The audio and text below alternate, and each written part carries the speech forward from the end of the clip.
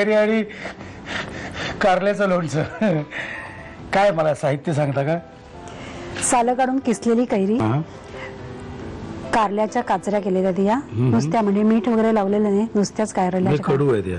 हा, म्हणजे भाजीला आपण मीठ लावून पिळतो वगैरे तसं काय केलं, म्हणजे प्युअर पूर्ण पौष्टिक. पूर्ण पौष्टिक आणि पूर्ण कडू. हळद, मोहरी, मीठ, हिंग आणि हा तयार लोणच्याचा मसाला. अच्छा, लोणच्याचा मसाला तयार. ओके, साहित्य बघितलेलं आहे. आता आपण जाऊया कृतीकडे. पण तत्पूर्वी मला एक फक्त माहितीसाठी पाहिजे होतं, तुमचं मूळ गाव कुठलं? सासरचं कोल्हापूर. सासरचं कोल्हापूर आणि माहेरचं हैदराबाद. हैदराबाद.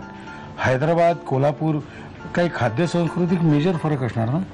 मेजर फरक म्हणजे हैदराबादची माझी आई आहे, त्यामुळे तिथे कुठल्याही पदार्थात गुळ घालत नाही आणि सासरी प्रत्येक पदार्थात गुळ असतो. हो, हा मेजर फरक. पण या खाद्य संस्कृतीत हा जो फरक आहे तो तुम्हाला स्वतःला जाणवला की नाही कधी? नाही, झाला आता, मॅच झाला, सवय झाली आता.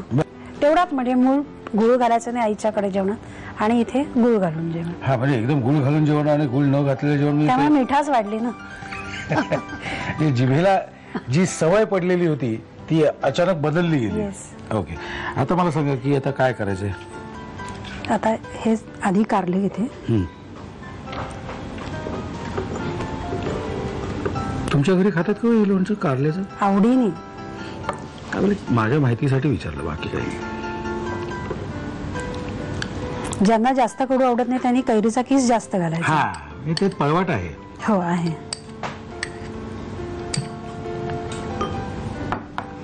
आणि ह्या कैरीच्या बाबतीत सुद्धा बरं का, ह्या कैरीच्या सुद्धा मी मगाशी तुम्हाला जे दाखवलं ना तसं तुम्ही करू शकता. म्हणजे हे थोडीशी अशी कैरी घ्यायची, त्याच्यात मीठ घालायचं, त्याच्यात थोडं तिखट घालायचं आणि अशी अशी दाखवत खायची. की समोरचे म्हणतात काय माणूस आहे, एक एकटा खातो. आता आपण कारलं घातलं, तर कैरीचा किस, मीठ आणि मसाला, लोणच्याचा मसाला. येस. ओके,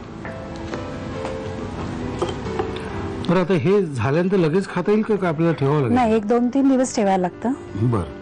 आणि मग नंतर ते फ्रीज मध्ये ठेवायला. मी 3 दिवस बाहेर आणि 3 दिवस फ्रीज मध्ये. नाही, नंतर 8 दिवस फ्रीज मध्ये ठेवलं तरी सुद्धा चालतं. आणि नंतर मग पोटात जाणार ते? नाही, 2-3 दिवसांनी खाण्यास योग्य होतं ते. अच्छा. आता आपली फोडणी जी आहे ती थंड झालेली आहे. तुम्ही मगाशी म्हणाल आपण ह्या चटणीमध्ये किंवा लोणचं म्हणा, या लोणच्यामध्ये आपल्याला थंड फोडणी घालायची, बरोबर ना? ही आम्ही मगाशी जी बनवली होती ना फोडणी, तीच पुढे चालू आहे. म्हणजे एकदा कैरी किसायची आणि एकदा फोडणी करायची की किती होतील याच्यात साधारण वेगवेगळ्या प्रकारच्या? जेवढी फोडणी करू तेवढे प्रकार करता येतील.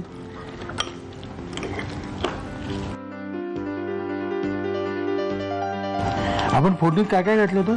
फोडणीत हिंग, मोहरी आणि चिमूट हळद. ओके, चला, आपले कारल्याची आणि कैरीची चटणी तयार झालेली आहे. एक उत्सुकता म्हणून, हे कशाबरोबर खाऊ शकतो? हे तुमच्यासारखे खवय्या कशाबरोबरही खाऊ शकतील. तुमच्यासारखे अतिशय समंजस प्रेक्षक कशावरही लिहू शकतील. तुम्ही लिहून घ्या साहित्य आणि कृती. कैरी कारल्याचं लोणचं बनवण्यासाठी लागणारं साहित्य: कैरीचा किस, कारलं, हळद, मोहरी, मीठ, हिंग आणि तयार लोणचं मसाला. कृती: एका बाउलमध्ये कारल्याचे पुडे घेऊन त्यामध्ये कैरीचा किस, मीठ आणि लोणचं मसाला घालावा. तेलामध्ये मोहरी, हळद आणि हिंगाची फोडणी करून ती गार करून घ्यावी. ही गार फोडणी लोणच्यावर घालून ते एकजीव करावं आणि 2 ते 3 दिवस मुरू द्यावं.